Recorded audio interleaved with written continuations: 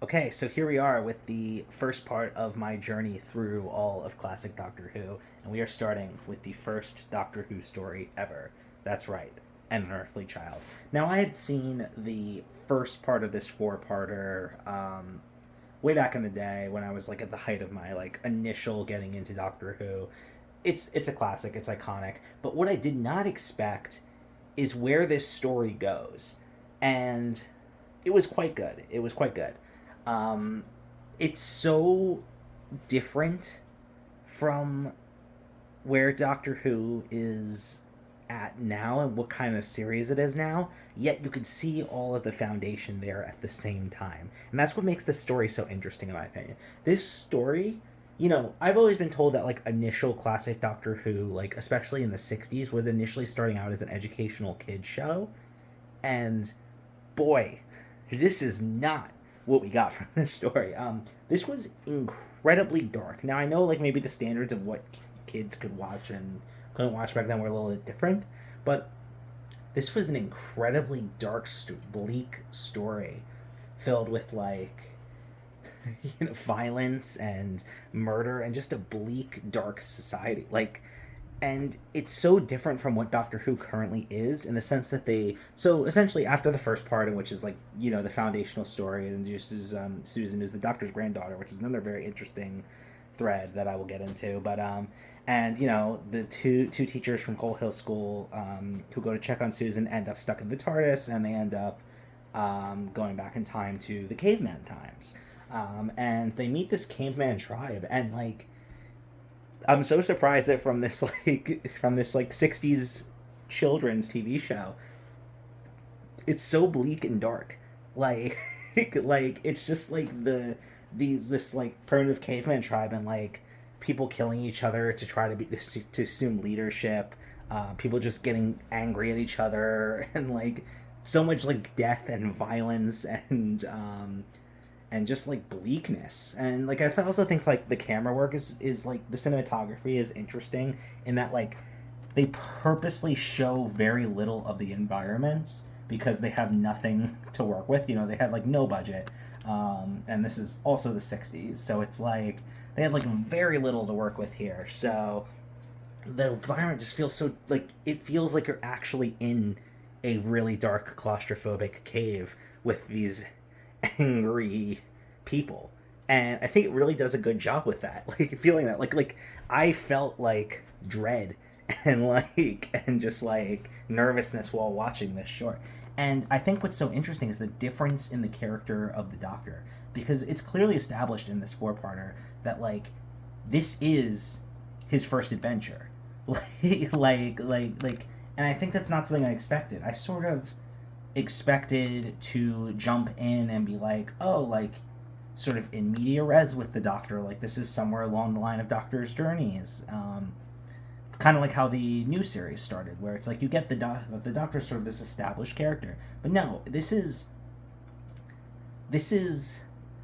the first outing of the Doctor after he left Gallifrey, and like it establishes that he ran away with his granddaughter Susan, and the Doctor does feel like this like old bitter asshole, and it's like the Doctor before all of his character development that he has over the course of this entire broad show. And I'm wondering if this is like a slow thing, if he's an asshole for a while, or if like he'll regenerate one day and he'll just be a good guy now,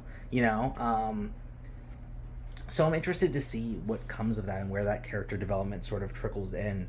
um you know it's interesting because like I was tempted to say that this like cast of mains was boring, but they're not.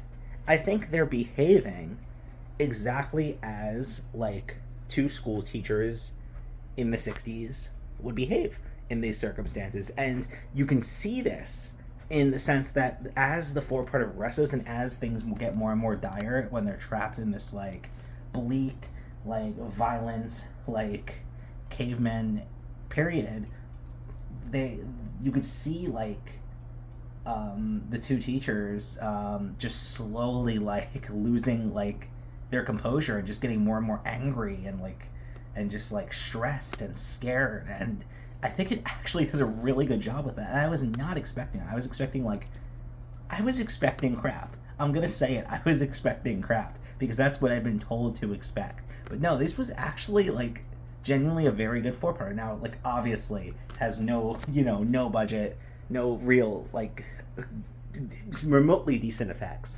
But I'm very like I'm like very invested so far.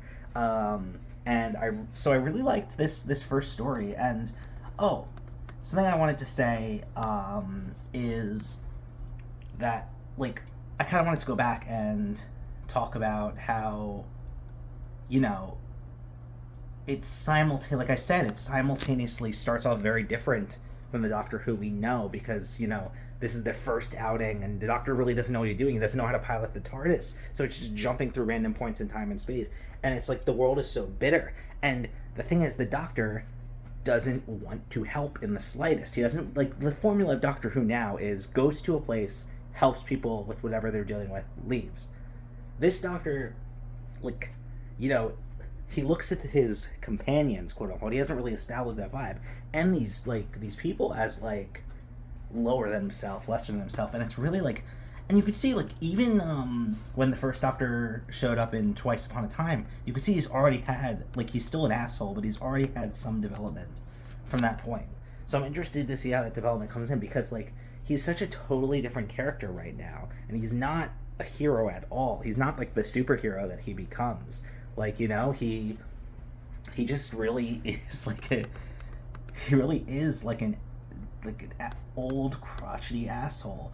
And it's very interesting to see like how this, I know none of this was thought of at the time, but like how this is the guy who had like this relationship with the Master, and this like Yak and Galfrey, and this is the person that decided to run away from his society with his granddaughter and like start a journey around the around the universe. Like it's very interesting to like match that character with the character we got in this, which is like crotchety old scientist, and so I'm very interested to see where this goes, and I'm very interested to see what happens with Susan, because it's like the show really frames her as the main character here, and so I'm very interested, and I guess like Rose kind of did that as well at the start of season 1, but I'm very interested to see what happens with her, because like as all companions, of course, they have to go.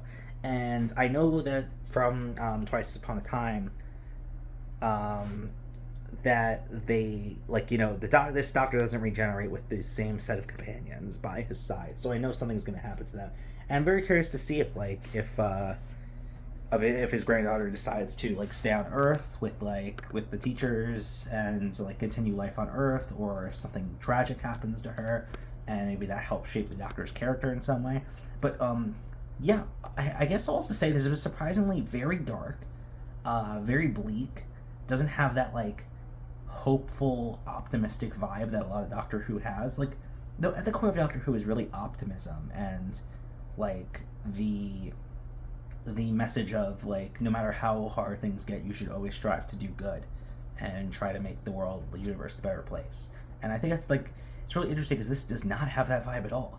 And yeah, I'm very interested to see that vibe trickle in, if that makes sense. But yeah, this was very good and very different from what I was expecting. So I'm excited to see what's next. The next 4 parts of the Daleks. I don't know if they're all 4 parts or if that one's longer or shorter. I don't really know how the structure works. Yeah. With we'll see the next time with the introduction of the classic villain of the series. So yeah. Thanks for watching.